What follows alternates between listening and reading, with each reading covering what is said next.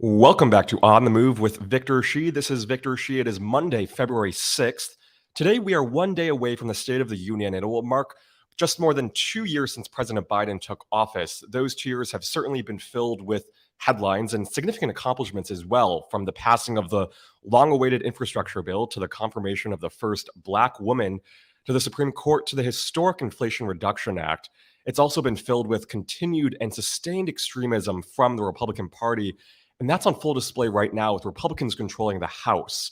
Today, we're going to be talking about the state of our union, what Democrats have done well and can do better, and what we should make of the Republican Party. Luckily, I'm joined by someone who I'm sure all of you are familiar with, Steve Schmidt, a veteran of numerous political campaigns, co-founder of the Lincoln Project, and who fights for the survival of democracy and has a great Substack called The Warning. Steve, thanks so much for being here. My pleasure to be with you, Victor. So there's so much to talk about, but I have to start off by asking you about the state of our union right now. That was your latest topic on your newsletter. President Biden is going to deliver a joint speech to Congress tomorrow with Vice President Harris and House Speaker Kevin McCarthy sitting right behind him. What do you think he should hammer home tomorrow about where we are as a country right now? Well, it's the best of times and it's the worst of times, as it has always been in the United States. I mean, there's never been a genteel period in our politics, and there's never been calm seas in our story. The story of the United States is a story of turbulence, of upheaval. The birth of the country is a rupture in the historical timeline. It's one of the most momentous events in human civilization. And so we're 3 years from the celebration of a remarkable achievement, and that's the 250th anniversary of the country. I hope the president will be direct and unsparing about what the greatest threat to the peace, prosperity, and domestic tranquility of the country is. And that threat is a domestic extremist threat that has taken hold of, control of, lock, stock, and barrel, the Republican Party. And that's the great danger. If we lived in a country where there were 22 political parties and they ran the spectrum from a Democratic Socialist Party to a conservative party, but they were all faithful to democracy, and one of those parties took a header and said, we no longer believe in democracy, it's not that big a deal. But it's a crisis in a two-party system when those two parties are like wings on an airplane. Yep. You need both wings to fly the plane. And if one of the wings falls off, the plane can't fly. It flips over and it crashes. And so when you have a political party that has succumbed to a cult of personality, and through their adornment of that cult of personality has discarded every principle and every fidelity to the principles of the country, let alone their constitutional oaths, that's a crisis. Yeah. And it needs to be talked about. Also, we have a very, very darkening sky on the international front across the world at the exact moment that the generation that fought the Second World War and participated in the events of humanity's greatest catastrophe are reaching the end of their long lifespans. And so we are at a moment that Franklin Roosevelt once predicted. And so we are in a difficult moment. We're in a dangerous moment, but we have always been in a difficult and dangerous moment in this country.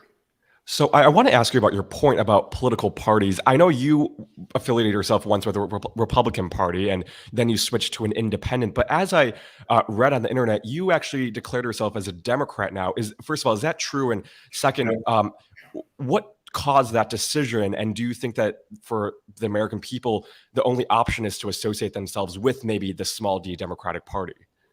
Well, there's only one pro-democracy party in the country. It's the Democratic Party. I'm a member of the Democratic Party and have been, I think, now for 3 years. I was a member of the Republican Party for 29 years, and at the end, the party left me. And what I would say about that is growing up as somebody who was a moderate, a centrist in the state of New Jersey, in the tradition of a Tom Kean, a Christie Whitman. That part of the Republican Party is as extinct as the woolly mammoth. It's gone. It doesn't exist anymore. And so, in the modern era, the last campaign that took a stand, made no compromise, and won against the Sean Hannitys and the Rush Limbaughs was John McCain's comeback in the Republican primary in 2008. We didn't give an inch to those people. But in the aftermath of that election, the rise of the Tea Party movement, the extremist side, which has always been present in the Republican Party, going back to the 1930s, has not only taken over the party, they've taken over the elected members in the Congress, and they held the White House. Yeah. So I want to ask you about what's happening on the federal level right now in terms of what's happening with Kevin McCarthy. We're seeing a lot of concerning things just from the get-go, him being taking 15 tries to be elected as speaker, now with the weaponization of government subcommittee, and just a tremendous number of bills that really kind of make you wonder whether or not Republicans actually care about working families. I'm just really curious, what do you think and what do you make of Kevin McCarthy's time as leader so far? I've known Kevin McCarthy for a really long time, and he is a preposterous figure, truly. The speaker in name only. So you've never seen, right? It doesn't matter if you're 22, right, or you're 122. No one who is alive in anywhere on the planet has ever seen an American political leader debase and abase themselves the way that Kevin McCarthy did in seeking this office. Now, you're a little bit young for this reference, but it's a great movie, right? If you've seen Animal House, there's a character in the movie Animal House, Otter, the Rush chairman. And that's what Kevin McCarthy is. He is the Rush chairman of the House of Representatives as a personality. He's vapid, he's light. A few years back, there was a beauty pageant. It was Mario Lopez. It was Miss South Carolina. And she gave this unbelievable answer about geography. And Kevin McCarthy has always reminded me of Miss South Carolina, right? He's an uptalker. He's not particularly coherent. He is a leader who leads because he raises a lot of money indefatigably from the largest corporations. I mean, if you're sitting there in that Republican Congress, is he the leader because he's smart? Because he has vision? Because he has a direction he wants to take the country? Because he's a great negotiator? No one has any respect for Kevin, but Kevin will do anything, right, to be the leader and have that plaque on his office, and everyone knows that. And so he's in charge of and in control of nothing. It's almost certain that we'll see a default on America's debt for the first time in America's history. And that will have catastrophic consequences to the global economic markets. And like all disturbances, will have an outsized impact on people who are living on fixed incomes, people who need Social Security, people who require government service. And so he is a unfit figure at a moral level, at an intellectual level, and at a seriousness level, and the idea that he's second in line for the office of President of the United States is an abomination. It's terrifying. And I want to ask you about this Republican Party specifically as it relates to young people, because when I talk to a lot of my peers, they view the Republican Party through the lens of Trump, which makes sense because 2016 was that first election that I think cemented politics in our heads. Do you think there's a home for young people in the Republican Party anymore? And does it stand for anything that would benefit young people? Well, the question that you're asking me I'm going to answer it from the perspective as someone who's got a couple kids who are just a tiny bit younger than you. I wish the answer to the question was no, of course not. But is Charlie Kirk a real guy? He is. Yeah. Charlie Kirk and Nick Fuentes have at least 50 Nazi organizations on American campuses across the country. Mm-hmm. The extremism is on the campuses. There's a left extremism on the campuses, and there's a right extremism on the campuses. And I think that there's a real lack of detachment, as there probably is across every generation, around the tenets of American democracy. You know, there was an Israeli policeman, his name was Avner Less, and he was the guy that interrogated Adolf Eichmann. And he never talked about the interrogation of history's biggest murderer. But in 1981, he was asked, did you have any takeaways from that experience? And what he said was, yeah, he goes, it fortified my belief in democracy, because there are Adolf Eichmanns everywhere. They're all around us. And in a democracy, they're harmless. But in a dictatorship of the left or the right, they turn deadly. And we should always remember, right, who were the people, right, that had Mao's little red book in their hands, right, as they were killing and pointing and accusing. They were young people. Mm-hmm. Where did the Nazis burn their books? They burned them on the college campuses, right? The young people threw them onto the fires, right? So every type of fascistic moment has always been driven by young people. Mm-hmm. And at the same time, right, the young people have been the salvation when these two forces have come up and opposed. And, you know, I look at you, and I look at, you know, my kids, the thing that you guys missed out on, that we had an experience on, if you're like me or Gen X or 50, 52, when we were kids, we got to know the World War II generation, the generation that grew up in the Depression, the generation that's called the greatest generation. There were plenty of arch segregationists in the greatest generation, plenty of criminals, plenty of bad people. And I'm not sure we should call a generation the greatest and cement them there, because it's unfair to future generations. But there is a thing that makes that generation different that we should think about with the State of the Union. It's this. Mm-hmm. And this is the immutable fact of history. Each successive century of history has been more deadly than the last. The 18th century was deadlier than the 17th, which was deadlier than the 16th, the 19th deadlier than the 18th, and we come to the 20th century. And things go off the rails in the 20th century. Right? First 2 decades of the century sees a war that kills 16 million people. And the human consciousness has no frame for a war like this. And so it becomes known as the war to end all wars. But within 20 years, world is back at war. And that war kills 85 million people. The 21st century has 77 years left in it. Will this be the century that defies that historical trend? Or will it exceed it? And so Franklin Roosevelt, talking in the White House late one night with the Canadian Prime Minister, is architecting in his mind this world that we live in, that was sustained by presidents of both parties, from Harry Truman through Barack Obama, including Reagan and Nixon and John Kennedy.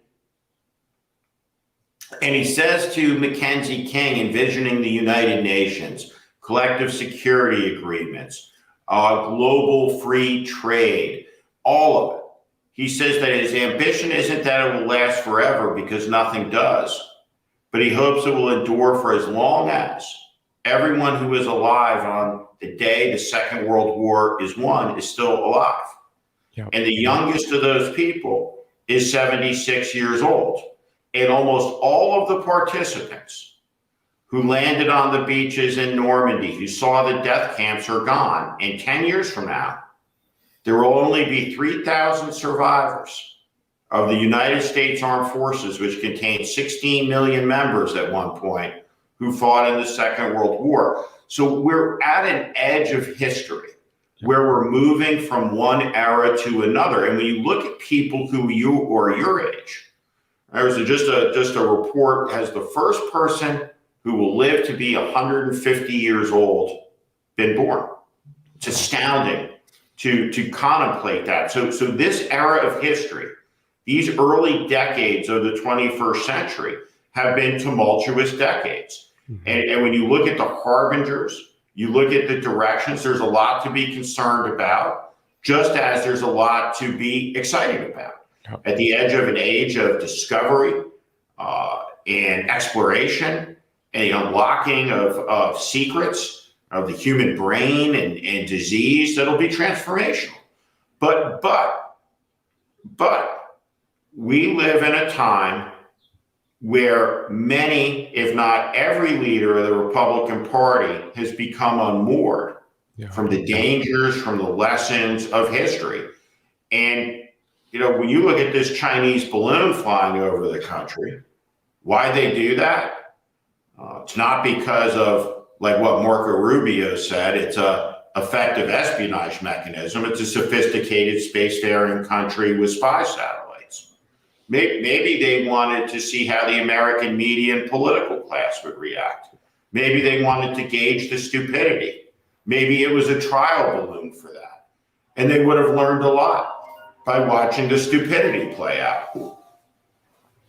So, I mean, you mentioned the balloon, and then there's also, when we're talking about history, and I think you really nailed it on the head about, why history is so important for us to put things into context. But it reminds me of what's happening down in Florida, where Republicans are trying to limit the amount of history that young people can access and get a hold of. And so it's just this really, to me, depressing moment. I'm glad I'm not in high school anymore, but these high schools across the country where they're coming after education is so extreme. And I'm wondering, that what you think of that. And then also, just to end 2024, what do you make of what we've seen so far? We've seen Nikki Haley kind of put her name in the mix. She hasn't announced officially yet.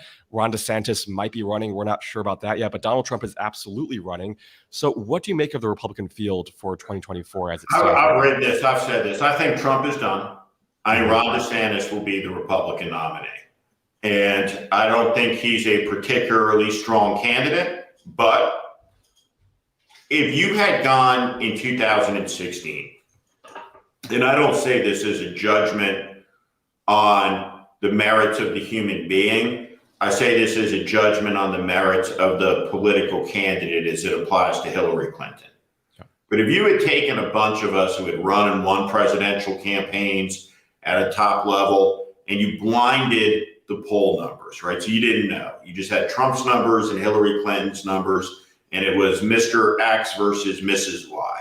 You would look at both sets of numbers and you would say neither one of these people could ever be elected president of the United States, right? But there's always an exception to the rule. The exception is that when two unelectable candidates run against one another, one of the two unelectable candidates is going to win, right? So Ron DeSantis, for this reason, in the modern Republican Party, the leader of the Republican Party who emerged when Republicans completely lost power in 2009, were out of power in the House, the Senate, and the White House, the leader of the party became Roger Ailes. And Roger Ailes was the leader of the party for 7 years. And the test of his leadership, the way you knew, was this. He was the singular figure that most every Republican member of Congress, if necessary, would have pushed their mothers in front of a speeding train to prevent Roger Ailes from being pissed off at them. Who was the one person who was unafraid of Roger Ailes? Who told Roger Ailes, in essence, to go fuck himself? It was Donald Trump. Yeah. And Roger Ailes, when Trump went after Megyn Kelly, said, that's it with Trump. But it turned out to be, that was the end of Roger Ailes. The king is dead, long live the king. And so now the person who has dethroned Trump is DeSantis. And how do we know that? Well, Trump goes and announces. You have Mike Lindell, Madison Cawthorn, and Dick Morris in the front row. Where are all the hedge fund guys? Where's all the money? It's in Tallahassee. So the Republican Party not going to nominate Nikki Haley, right? It's not going to nominate Larry Hogan. It's going to nominate Ron DeSantis. And so Ron DeSantis is in a stronger position than any Republican at this stage in the nominating process in an open field than I can remember, including George W. Bush in 2000. And George W. Bush in 2000 was in a commanding position. And what you're going to see is DeSantis do some version of a front porch campaign. Now, I think that on the Democratic side, that will President Biden be the nominee? I don't know. I think it's going to be a long, tumultuous year. And it's important to remember that Bill Clinton, when he ran for president in 92, he didn't get into the race until October of 91. So there's a lot of time over the course of this year, and it's going to be a chaotic year. That's terrifying to hear you talk about Ron DeSantis, because I think a lot of people view him as a normal Republican candidate, but he's someone who is just as extreme, if not more extreme than Donald Trump, but he is competent. The entire party is extreme. The entire party is extreme. And you asked me about the books in Florida. I mean, look, there are, as a parent and as an adult, right? As you say, and as you move into your 30s, and you have kids and they're in school, you will be working, you'll be married, you'll have a lot less free time, and you're gonna be sitting there one day at home, and you don't necessarily want your 6-year-old to bring a sexually explicit book that they picked up in the first grade library. Do I think those books are out there, right? And do I think they like seep through like sand through a sifter and wind up? I do, right? Do I think that means, right, that the answer is you ban vast categories of books and put felony penalties on teachers for having books, right? It is a grotesque overreaction. It's un-American and it's dangerous. It's illiberal. And Ron DeSantis is as extreme as the rest of the party.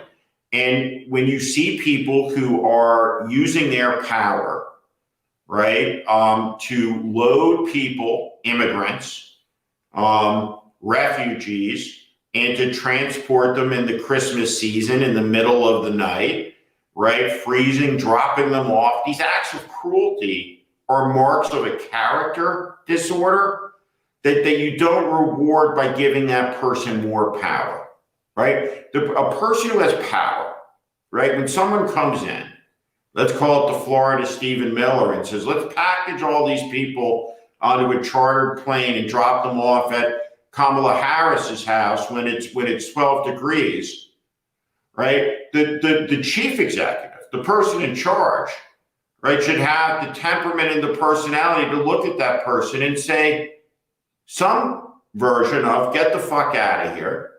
You're fired. What's wrong with you? Get away. And obviously, you have a collection of people that think that's a good idea down there. And it's scary. It is terrifying. Well, we need so many voices in this fight, and you are definitely one of them. Steve, thanks so much for coming on, and thanks so much for all you do. You bet, Victor. Have you Good on. to be with you. Thanks so much. Thanks, Victor.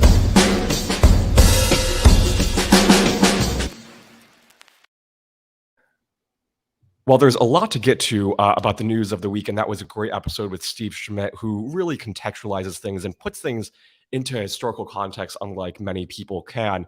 The first thing is yesterday, or I guess on Saturday, we saw the Chinese spy balloon that Steve mentioned earlier on the podcast finally get shot down. I'm glad they got shot down. I think it's remarkable that it didn't, that there weren't civilian casualties. But I think what was more significant was this statement released by the Pentagon after the balloon got shot down, and it basically said that under the Trump administration, there were 3 instances when there was a Chinese balloon floating over US airspace and Trump didn't say anything about it. He didn't do anything about it. And so it kind of begs the question of how much are Republicans doing this just for performance? I would argue that it's pretty much all for performance. And it's also kind of showing you where their priorities lie, which is that it's totally on the wrong things. Instead of doing things that actually help the American people, they're doing things like focusing on this Chinese spy balloon, even though there were 3 instances during the Trump administration. And so I think there's just this really concerning lack of, I think, priorities from the Republican Party. You see them focusing on things like instituting a 30% national sales tax, things like, creating this weaponization of government subcommittee, subpoenaing right now DHS Secretary Mayorkas. So it's all these things that are so just wild and absurd and nuts about this Republican Party, and really kind of show what Steve is talking about, that there aren't no really sane people left in this party. It's all extreme. You have people like George Santos, people like Ron DeSantis on the state levels, and it's all across the country. And so it's alarming, and I hope that we can finally move on from this Chinese spy balloon story. The other piece of news that we have is a moment of maybe levity during this difficult time. Yesterday, we saw during the Grammy Awards 2 instances that really struck out to me. First was Beyonce winning the most Grammy Awards out of any artist in history. She is now, I believe, at more than 35. So it's quite remarkable. I mean, in her career, she has won so many Grammys, and her latest album, Renaissance, is really one that captures the feelings of so many people. And yesterday, there were many moments during the Grammys where fans were talking about that album and what it meant to them. And it just so inspiring, and speaks to the power of music to unite people across time, across space, across political ideology. And so congrats to, as they say, the Queen Bee. And also Lizzo, someone who has broken so many boundaries, has challenged stereotypes, has pushed back against people who attack her for being, quote unquote, too overweight. And it's just, seeing her in that moment and accept her Record of the Year award was, I think, something special that really showed the entire country that, this is someone who has challenged so many stereotypes, has inspired so many people to just be them, to be their authentic selves. And so, those 2 people were hands down, I think, the highlights of the Grammy Awards. So if you watched it, let me know what you thought of the Grammy Awards. I thought it was a great moment to witness, again, something that unites us, and music, and seeing 2 people who have just done so much to help make people's lives better. So those are the 2 things I have for today. Tomorrow, we'll be back for a special episode because it will be the State of the Union address, and it'll be my show first from 8 to 8:30, and then right afterward, I will be talking with Jill on my other podcast, iGen Politics, with Lawrence O'Donnell, who is probably the best person to talk about the State of the Union. So be sure to tune in starting tomorrow at 8 a.m. I'll be on this show first, and then iGen Politics, both streamed right here on youtube.com/Politicon. I'll also be here every day after Tuesday. On Wednesday, we're going to have Charlie Sykes. On Thursday, we'll have Jennifer Massera talking about rhetoric and propaganda. And then on Friday, we'll have on Molly Jong Fast. So you don't want to miss any of those. I will be back every day at 8 a.m. Pacific time, 11 a.m. Eastern time, right here on youtube.com/Politicon. Have a great rest of your day.